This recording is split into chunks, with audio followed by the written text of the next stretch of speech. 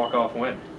We did, and that was the key. You know, I've been saying, and I feel like I'm repeating myself, but we had to find a way to win in the 6th and the 7th inning, and it was great to see some of those quality at-bats. You know, Brittany Alaka, especially a first-year player, drawing a walk in that situation, which set it up for Lacey Clark. And it was great to see that they kept their composure, you know, with the game on the line in that 7th inning.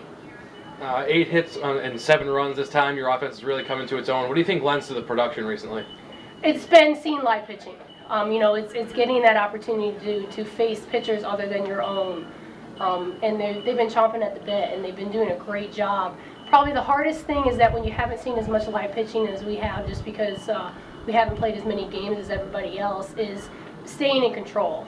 Because you get so anxious at the plate, and you want to hit so bad, and really it's not about having to hit, it's having about that quality at bat. And it's been great to see that they've really controlled that strike zone and swinging it at good pitches. I heard a great quote from Clint Myers at Auburn that he said, power is a product of putting a good swing on a good pitch, and that's what we're really trying to emulate. Lashley, 7 innings, 3 earned runs. She did give up 2 home runs, but it was a gritty effort. Talk about how she found a way to win. She did, and she competed the entire time. 2 pitches got away from her. She hung a curveball over the plate for that first home run, and then her screwball caught a little bit too much of the play, and I give it to Towson. The key is jumping over those mistakes, jumping on those mistakes when the pitcher lays one over the heart of the plate. But other than that, 2 pitches got away from her, and she really, really did a great job.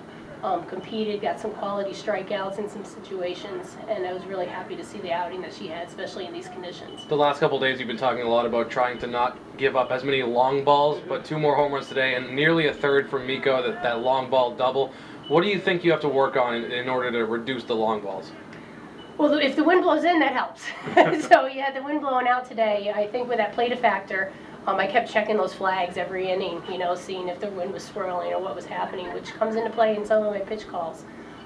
Anyone like Morgan that's curveball, screwball, rise ball, she's going to give up some home runs because she's always working up in the zone. Taylor is, if she's giving up some home runs, then we got to work on keeping that ball down a little bit. But what we have to do is, she gave up, with Morgan, she gave up that first home run on an 0-2 count. We got to make better pitches in those situations. With the second home run, she jumped all over that first pitch, so I got to tip my cap to her. You mentioned Alaka had an impressive at-bat with that walk in the 7th. How valuable is it to have some of these freshmen stepping up in big-time roles? It's great. It's unbelievable experience, you know, and anytime you can get offensive production out of a freshman in those situations is tremendous, because they're just going to continue to get better and better the more at-bats they have, the more pitching they see, and just keeping their composure, because it's completely new to them. So it's really awesome to see.